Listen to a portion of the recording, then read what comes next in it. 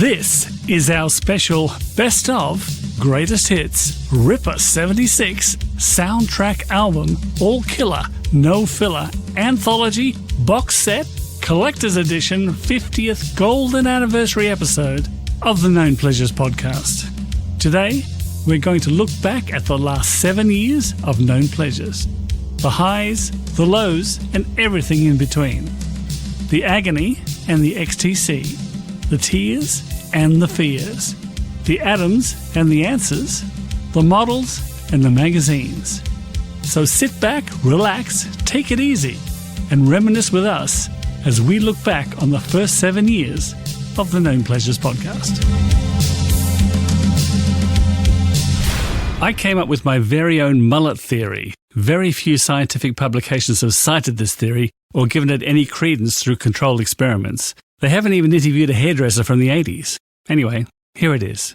That's where the mullet started growing, Graham. I think your theory about yeah. The longer the mullet, the worse the music. Well, did we get to your mullet theory? I just think that the mullet theory...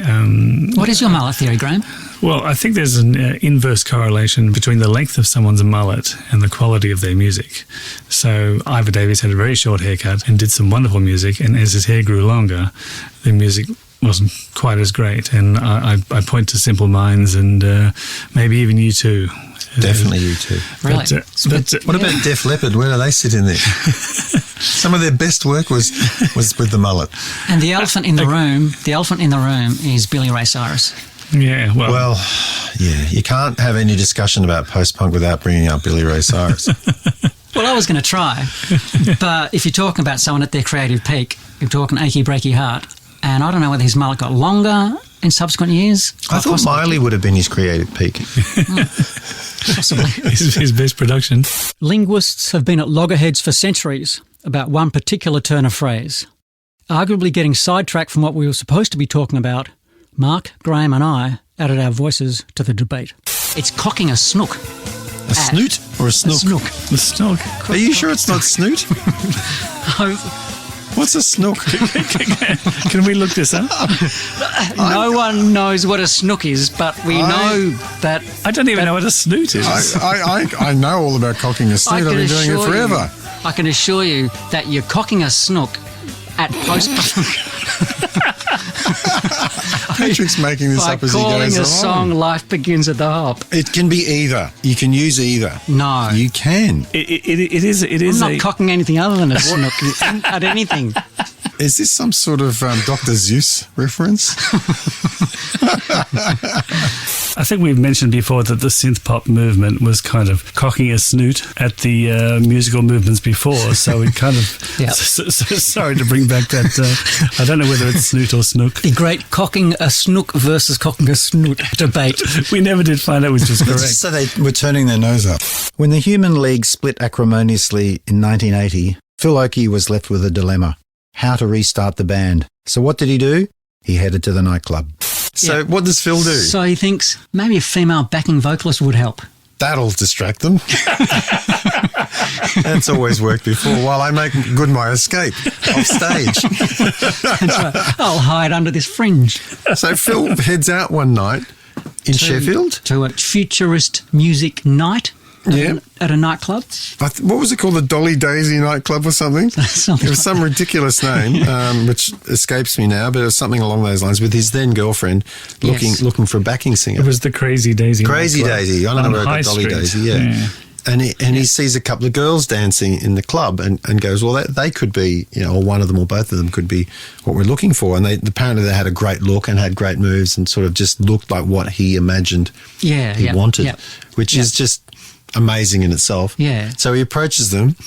He's well known around the scene, so they know this guy. Yeah, yeah. And sort of recruits them to join the Human League Part 2. They hadn't finished high school. Yes, they were still currently studying for their, is it GSEs in England or was it? Is it GCSE? Something like that. Maybe it was something different. Or A-levels.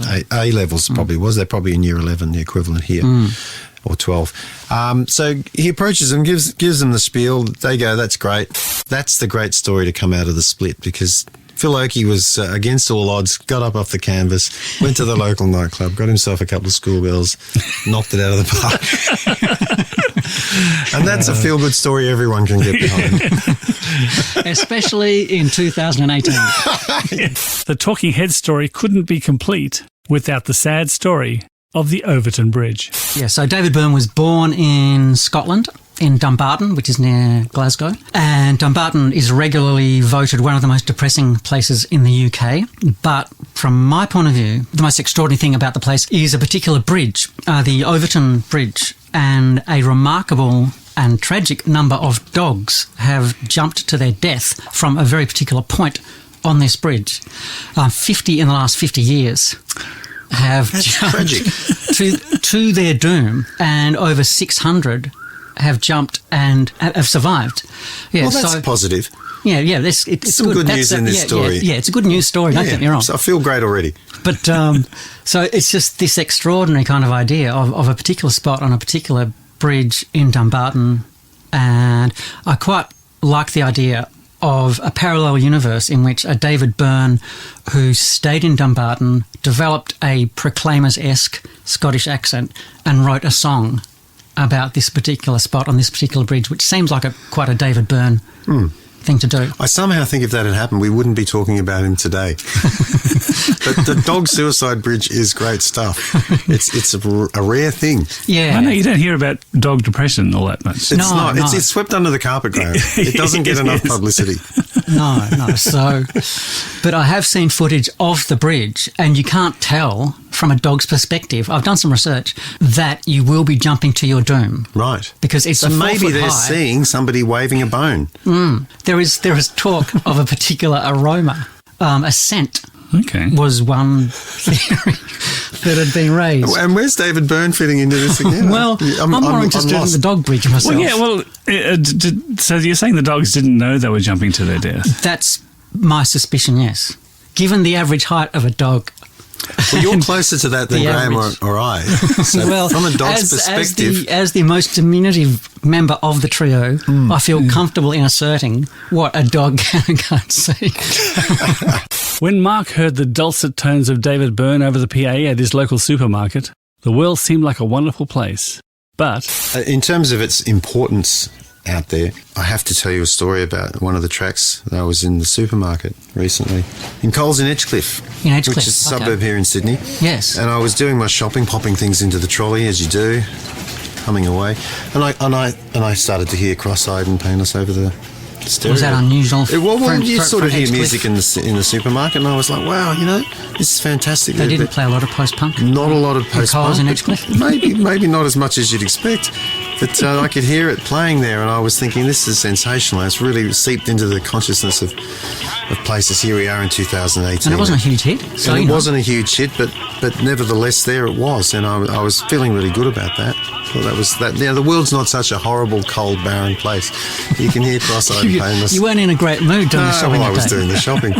And so I'm pushing my trolley away, pay for my purchases, as you do, leave the shopping area there out into the centre, and I can still hear it. So it's actually the Edgecliff Centre's playing it. So it's not just Coles. Not just Coles. Not just some random dude at this Coles. This day is getting feral. Better and better. This is a great day. And so I'm happily thinking about this as I'm leaving the centre, and as I leave the centre, I can still hear it. So it's actually Sydney that's playing. It's the world. Sydney is playing Cross-Eyed and Painless. So I'm starting to walk down to the car park, and I can still hear it, and this is fantastic. And at this point, I realise that it's coming out of my bag, and it's actually my phone. Somehow or another, I've knocked the button on it, and it's playing just quietly, enough that I can hear it, but it's my own personal soundtrack. Wow. So the world really was Coles. as cold and barren a place as you'd originally feared. And then I went and looked for the dog bridge. Midge Ure, singer of Vienna, co-creator of Visage, co-writer of Do They Know It's Christmas and the Top of the Pops theme song, What's Not to Love? Let's ask Mark. fair play to Midge Ure. He's an opportunist. I've said that before. Midge.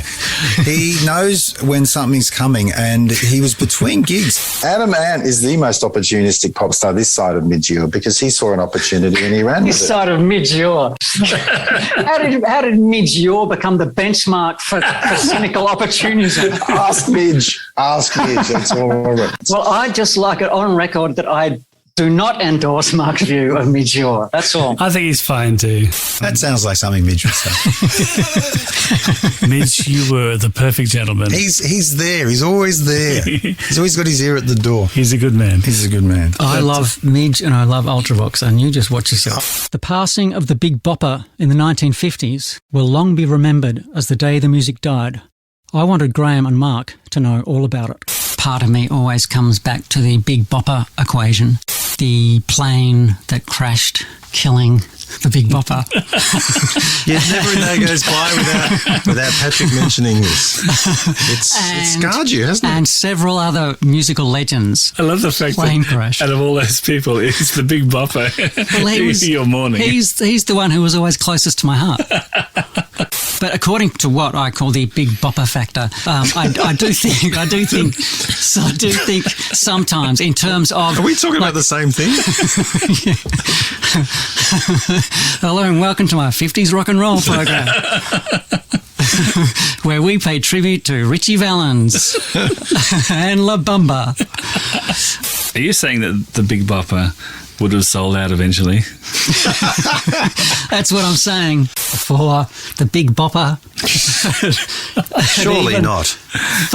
First thought of bopping. So 1957, we're talking sort of Big Bopper time? It is, yeah. Look, had the Big Bopper perished by 1957? That's the question. Buddy Holly gets a mention, but not the Big Bopper. Shame. In some ways, I mean, we've talked about the Big Bopper effect, where, jokingly, that's certain bands who've lived on for several decades might have been better off if they'd perished in a plane crash. In a light plane crash somewhere in the United States. And the birthday party were never likely to outstay their welcome. Nick Cave's musical and lyrical exploration was never likely to kind of end in that way. When talk turns to brothels, as it often does at Known Pleasures, one super producer's name crops up. But this story has a happy ending. And in 2015, he was convicted of keeping a brothel. Really? Really? Which is... Hang on, what's keeping a brothel? Is that actually owning it or just frequenting the brothel? Well, it's not letting other people share in your brothel. Yeah. It was. You're not taking on customers. You're just basically it's an exclusive thing, which is really, really selfish and illegal. And it was the hoarding of the brothel that was the problem. If you're going to own a brothel, let others come and share it. That's always been my philosophy. Well, that's a good business model, I think. So yeah, all for himself. That was David Lord. I'm glad you mentioned him. As a young man at a Psychedelic Furs concert, I made a crucial mistake in semantics. It's plagued me ever since. Basically, my favourite song on the first album was a song called Imitation of Christ. And I saw the Psychedelic Furs at Festival Hall in Brisbane. I was right up against the front of the stage, and I was chanting for them to play this song. You were chanting? Yes, I was. Imitation. I don't often chant. No. But in this case, I did. Actually, no, I was calling out for them to play the song, basically. What was the rhythm of how you were doing it? Was it that's what I wanted. Okay, imitation. Maybe I shouldn't have used the word chant. I was calling out for them to play the song, but it wasn't until later I realised I was shouting out impersonation of Christ. Over here, impersonation of Christ. Which could you not? I've laughed about this for many years later because I thought I was asking Richard Butler to do an impression. Do Christopher Walken. Did he respond to you at all or acknowledge you? No. I don't think anyone heard me. No. To tell the truth. A gap formed around you. Yes. Jack Nicholson. Yeah. It'd be like, do an impression. Michael Caine. Do an impression of Christ. Comedy clubs down the road, mate. Richard Butler goes up to the microphone and goes, has anyone ever wondered what it would be if Christ went into the DMV? I think it would sound something like this. While this band had nothing to do with post-punk, apart from featuring future Blondie producer Richard Gotterer, the story of a young American group, the Strangeloves, had a strangeness we loved. Did you see the backstory to the Strangeloves? They were around at the time of the British invasion, 64, 65, and they kind of wanted to get onto that bandwagon. You know, they were an American band, but they didn't think they could pull off the English accent, so they decided to pretend to be Australian. And it's the same thing, right? Yeah. Because, as they said, no one knew, no one had ever met an Australian in the US, so they thought they could probably get away with that. So Rolf Harris wasn't a superstar in the US. You're telling me this. Now I hear this. I believe not. Wow. I believe not. Okay. But, so their media releases went out with them. They were allegedly three brothers named Giles, Miles and Niles Strange. And they were sheep farmers. I'm not making this up. They were sheep farmers who'd made their fortune by developing a new form of sheep crossbreeding. That's a complicated backstory. This was supposed to be like a backdrop to like sexy young pop stars. So it was. Yeah, I'm not sure how long they maintained that facade. But yeah, the song I Want Candy was allegedly written by three sheep farmers from Australia. In the same Blondie episode, the subject of the dangers of stone fruit came up and we couldn't shut up about it. And then at some point, Clem Burke came out on the stage and said that Blondie might be able to play because Debbie Harry was sick. And the reason that they gave was that she overdosed on cherries. The cherry might have been slang for something else. Well, I know you guys are aware that in rock and roll we've lost a lot of great people to stone fruits over the years. It's the number one killer of rockstar. We lost Jim Morrison to nectarines, for instance. You know, it's been Peaches constant. did Sid Viciously. That's right. So the story was that, and this came from the tour manager, I think, New York had fruit, apparently, but in Australia we really had the good stuff. So, once again, we're not talking about fruit here, are we really? Well, this is it. It was all pure. You've got to go to Australia for the good stuff. It's pure, uncut fruit. Uncut, no stems. No stems, skin on, it'll knock your socks off. Pure maraschino. But, so everyone must have bought that excuse, but I just think that's hilarious. Yeah, I don't buy that. How did cherry sales go during the subsequent You couldn't weeks? get cherries. I mean, they were expensive. No. There was a riot, as you say, at the... a door was removed. A stage door was pulled off its hinges. Cherries will drive you crazy. They give you super strength. Was the entire audience on cherries? I think so. Possibly. I think a lot of fruit stands in the area were subsequently closed down because of it. Okay, well, we haven't milked this one dry at all. How does one person do that? I mean, that person that was born in Nambour in Queensland. Yeah, where is Nambour in Queensland? North Queensland. It's a fruit town as far as I'm aware. So that could be a connection. That's the missing link. Fruit area. Well, Nambour is like the Columbia of North Queensland. Yeah, you go to Nambour for the good stuff. For some reason, Mark and Patrick took a great deal of interest in what I did for a living during the post-punk era, mainly because they were still in high school and I was contributing to society. I do want to point out that in 1980, when it came out, I was a swimming pool attendant in Brisbane. What did that involve? you went to the pool?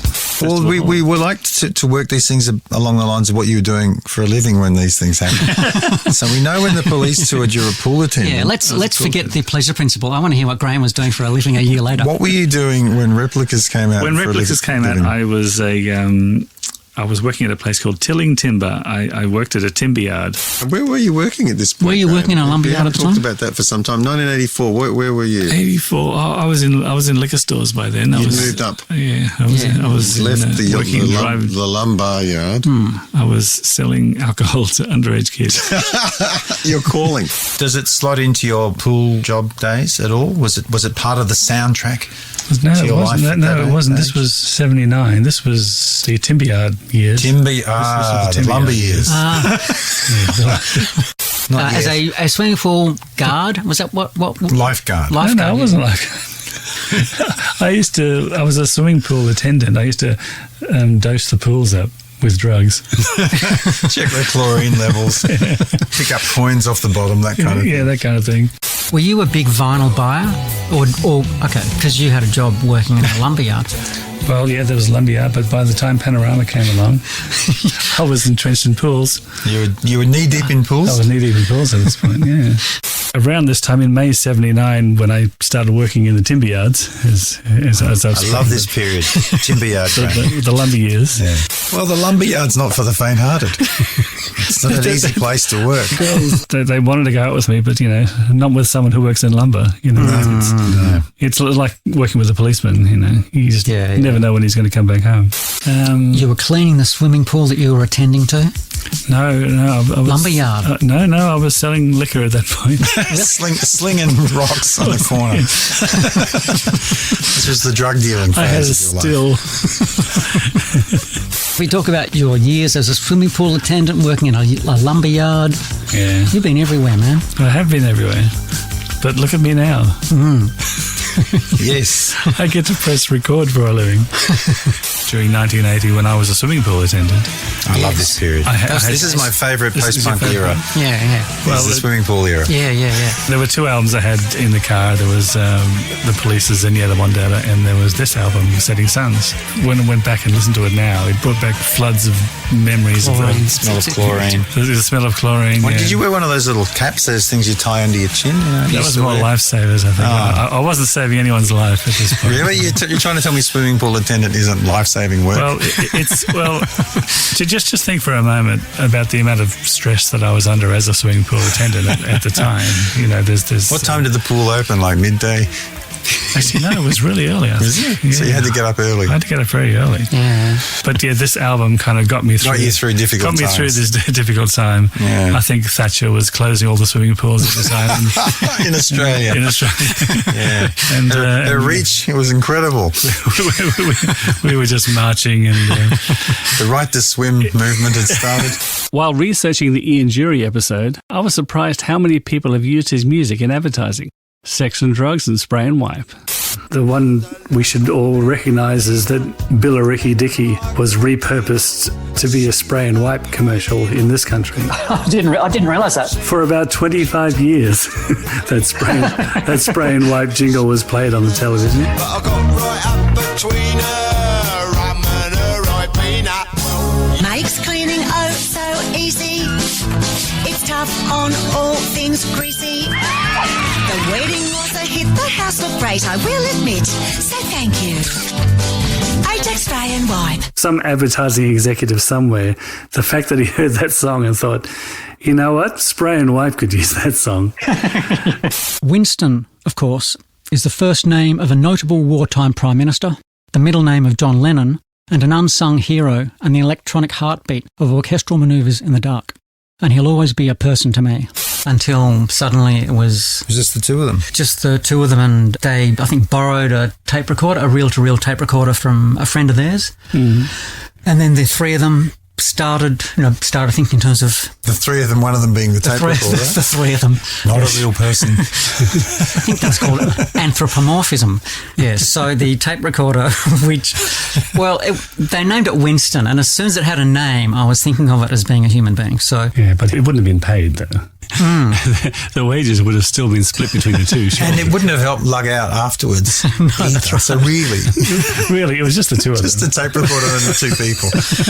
Orchestral Manoeuvres in the Dark had a record deal after 8 months, I think. Well, I guess it happens. It does happen. It obviously happened.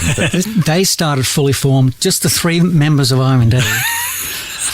Are we going to do an OMD podcast now? Oh, that's right. We've already done one.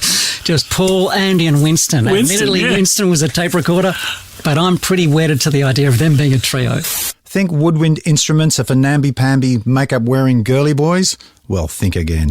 I read something that he was a bassoon player at school. Until a gang of skinheads stole it. Those gang of skinheads again. Well, I mean, what won't they do? Well, they were pretty keen on bassoons in those days. Yeah. Well, skinheads. Well, no, it was a mark of honour to steal someone's bassoon. I remember hearing that. The toughest skinhead would go up to the local classical music recital and steal a bassoon. A bassoon, yeah. Yeah. I think the Van Buren boys may have been involved in that.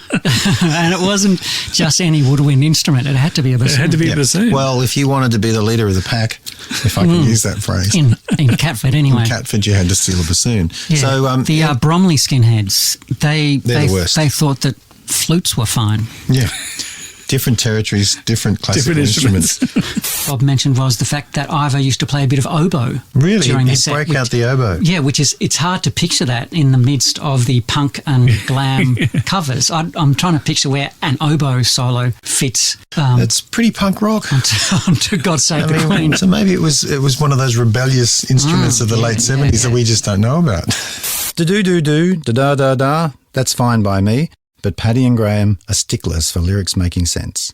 I do have a question about these lyrics, though, for you guys. In the song, he says, I've a little money and a takeaway curry. I'm on my way home to my wife. She'll be lining up the cutlery. He knows she's expecting me, polishing the glasses and pulling out the cork.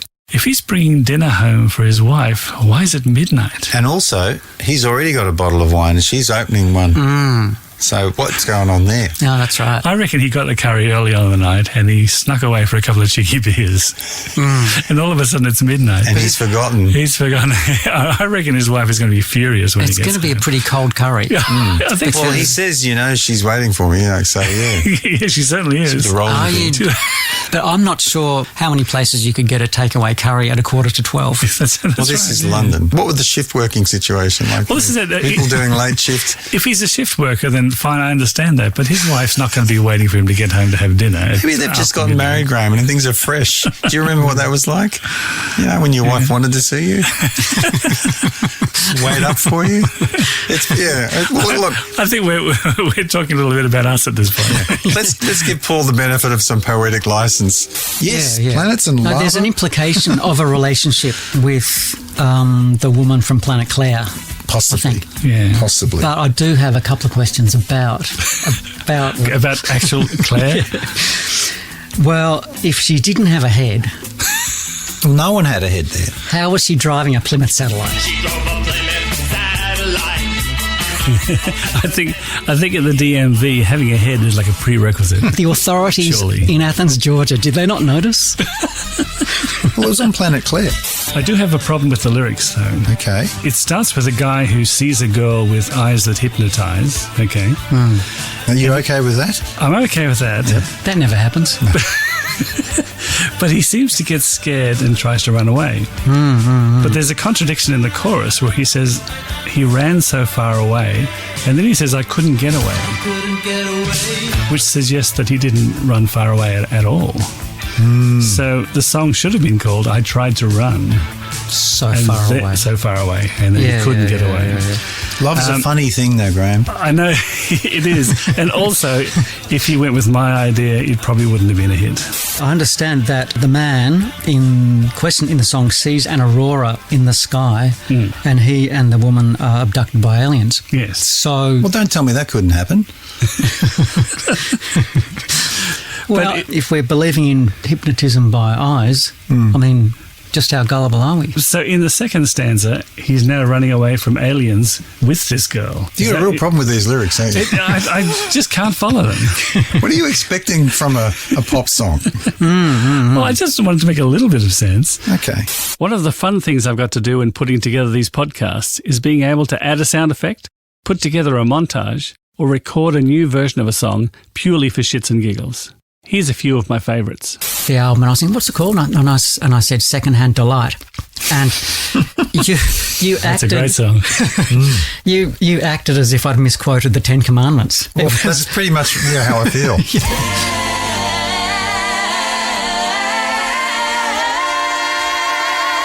Secondhand delight. A village far, far away. On the outskirts of Liverpool, Yeah, I'll put in some harp music here. a small town called, I think it's pronounced Mels.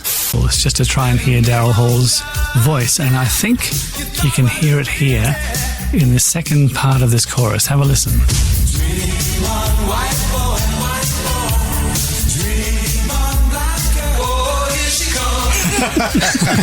You're wrong, Patrick. It's massive. Everybody loves it. Hang on. I'm going to have to roll back the tape to me not liking it. I think you'll find that was me who said he didn't like it. I'll rewind the tape and check it out.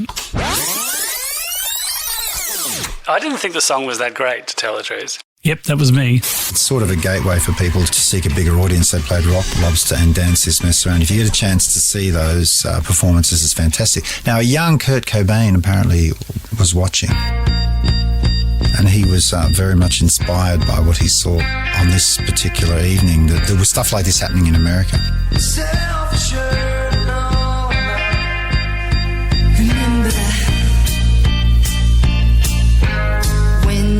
Great stuff if you get a chance to look at it.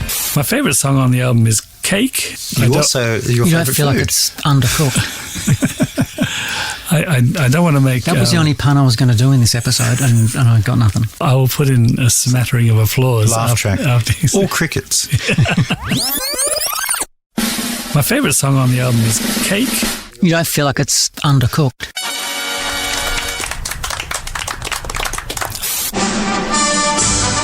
Jet Black, ice cream magnate and entrepreneur. Born in 1938, Jet showed a musical proficiency at an early age, playing piano, violin, and the beat drums. After a 7-year apprenticeship as a joiner, he went out into the world to make his mark. He gave up any musical aspirations he had to go into the manufacturing and distribution of soft-served ice cream, or, as it was known at the time, iced confection. Yes, nice and creamy does it. Does it every time. Success came quickly to Jet Black with his fleet of iced confection vans zooming around the Guildford area, making all of the kids and housewives as happy as clams. Jet branched out his empire into home brewing. What's that tasty treat you're drinking, little boy? Why, that's Jet's famous home brew. But maybe try it when you're over 14. Jet's empire went from strength to strength, culminating in his purchase of an off-license in Guildford.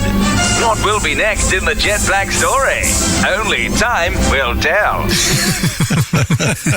When Patrick starts an anecdote, he'd best beware the snark of Mark. Red Frame White Light as being one of my favourites, and I don't know if you know the background to that song. Well, it's about a phone booth in Liverpool, isn't it? Yeah, it's about neither the Humphreys nor the McCluskey family had a phone. This phone booth outside the local pub, the Railway Inn, served as the kind of home phone for maybe several families, and the number was 632-3003, which features in the lyric. So the phone would kind of ring, and there'd be people, like playing football in the park nearby, and they'd kind of answer the phone, and it'd be someone calling from Italy. You know this for a fact? Yeah. They were calling from Italy. So there was a real Italian connection with this. This was after the first album came out. They still had this, as their office. I thought this was other families were getting as this. Their office number. This was. Perhaps I haven't told this anecdote as well as I thought I told it. But for a year or so, maybe 18 months, this was the number. This was the official Orchestral Manoeuvres in the Dark phone number. And according to my sources, there was a park nearby, and the phone would ring, and people would kind of run to the phone, and it could be someone calling from anywhere in Europe saying, like Italy, for example. Hello, like Italy, saying, "Is Orchestral Manoeuvres in the Dark there, please?" In an Italian accent. No, I'm not going to. When chronology isn't my strong point, the whole countdown goes awry. Graham, I think you're up again next. Am I Billy Joel? No, you're Alice Cooper, though, because Patrick decided to change the order. Yeah, Patrick decided to change the order at the 11th hour, and now the wheels have come off the rails. Okay, I just had to scroll a bit further. Okay, number 4 is Alice Cooper, and the song Number Clones. 5 is Alice Cooper. Sorry? Number 5 is Alice Cooper. Let me try that once again. He won't change, Patrick. No. He's not changing.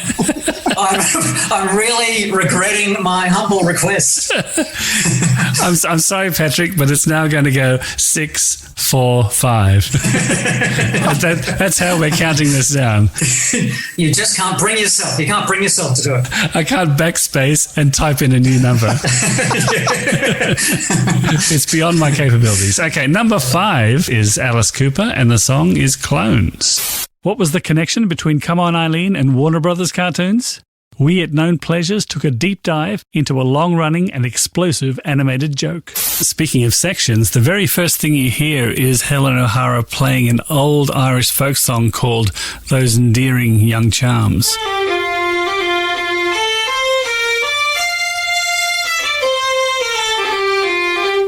Which is a song that's so old, they don't know who wrote the melody. But apparently someone called Thomas Moore wrote the lyric. He rewrote the lyrics from an earlier sort of British lyric because he wanted to kind of reclaim it for the Irish, if you like, because it was a traditional Irish melody. That's my vague understanding of the story. Well, when I first heard it, I recognised the melody, and I didn't realise that because I had been brought up listening to it via various Warner Brothers cartoons. I don't know if you know about this, but there was a particular trope or running gag featured in their cartoons where a character, let's say Daffy Duck, would rig up an explosive to a particular note on a piano or xylophone. When he strikes this note, instead of a xylophone, he'll be playing a harp. Then their nemesis, will call him Bugs Bunny. Now, with your kind indulgence, I'll play Those Endearing Young Charms. Would play the said instrument and keep getting the last note wrong, which was the explosive note. Try it again! And then in a fit of frustration, Daffy, momentarily forgetting he had to set up the explosive, would yell at Bugs, "Oh, no, you stupid rabbit! Like this!" play the melody himself and hit the correct note, thus blowing himself up.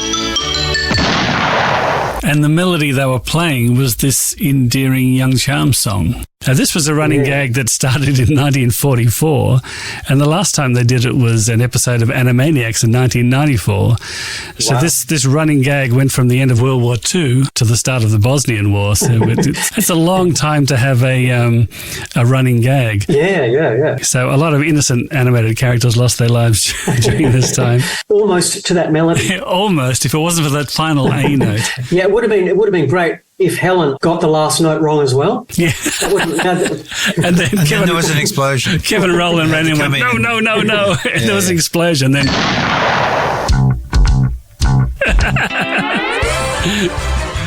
Mark, Patrick and I have had our favourite words and phrases that don't bear repeating. So here we are repeating them. I had a predilection for saying I like you. I like you guys. I like you guys. I like you, I think had I like you too. I, like you. I like many other people.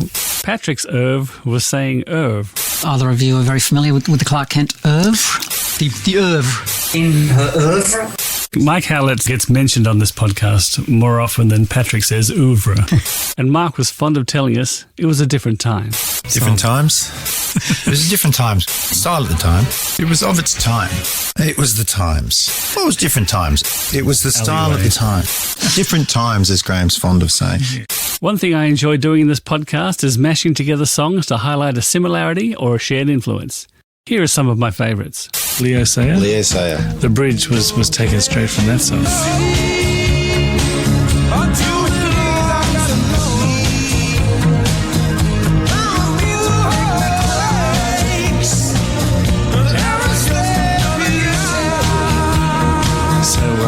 Good get.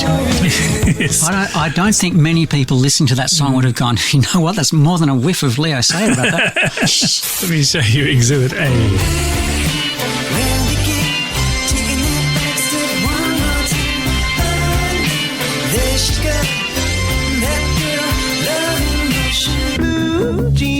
Baby queen, prettiest girl I ever seen. See her shake on the movie screen. Jimmy, I think it was a nice little melody that he utilised very tastefully, and it made the song as far as I can see.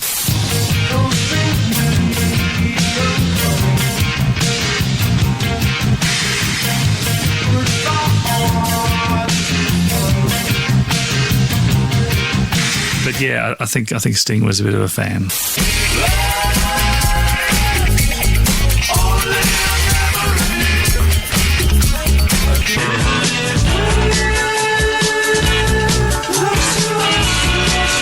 Every breath you take,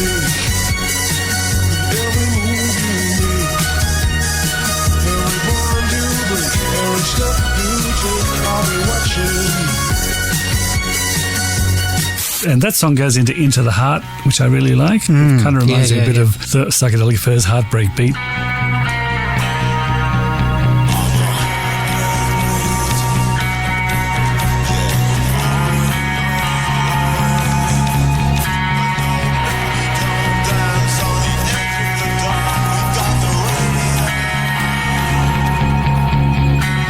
Had been inspired to write this after listening to the Clash's album. Basically, he said he sat up all night, drank 50 coffees and went over the Clash's album.